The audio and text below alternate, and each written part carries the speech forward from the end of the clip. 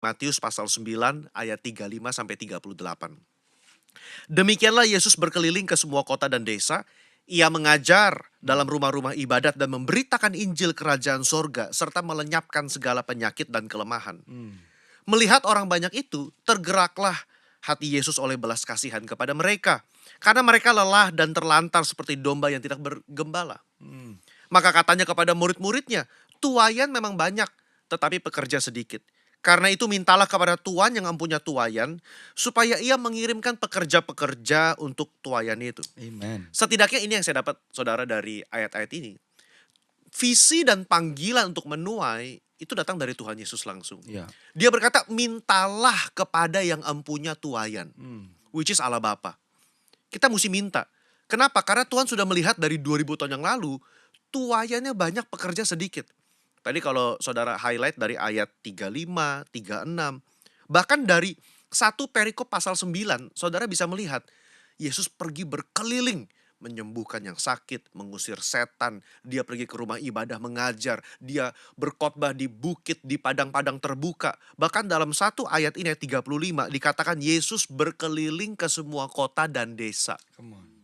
Secara manusiawi dia capek juga mungkin. Ya. Berkeliling dengan para murid ke semua kota dan desa. Saya membayangkan Yesus ngelihat, aduh, ini kalau ada mungkin 1000 orang yang melakukan ini saat yang bersamaan, akan lebih cepat untuk menuai. Ya. Tapi pada saat itu ya baru Yesus dengan para murid. Dan panggilan itu Tuhan berikan kepada kita sekarang. Makanya dia bilang, tuaian memang banyak, pekerja sedikit. What do you say about that? You know, when you're reading that scripture, I think banyak orang selalu berpikir kalau tuaian itu cuma orang datang ke gereja Iya. atau gereja penuh. Tapi ayatnya yang tadi dibacakan bilang bahwa waktu Tuhan mengajar dan memberitakan Injil di ayat 35, ia menyembuhkan orang-orang dari segala penyakit dan kelemahan. Iya. Jadi part of the harvest di dalam kehidupan setiap orang percaya.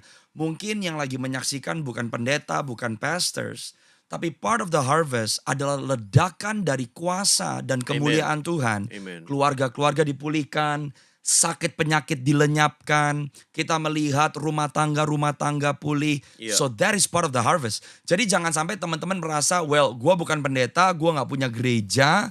Kayaknya gue gak punya kepentingan ngumpulin orang. Kayaknya kita udah terlalu terpatok selama ini berpikir tuaian cuma orang menuhin sebuah tempat ibadah. Iya. Tapi yang Tuhan rindu adalah semakin banyak pekerja seperti Dio bilang tadi. Supaya kuasa Tuhan itu bisa dialami sebanyak-banyaknya orang yang memerlukan Tuhan dimanapun kita berada.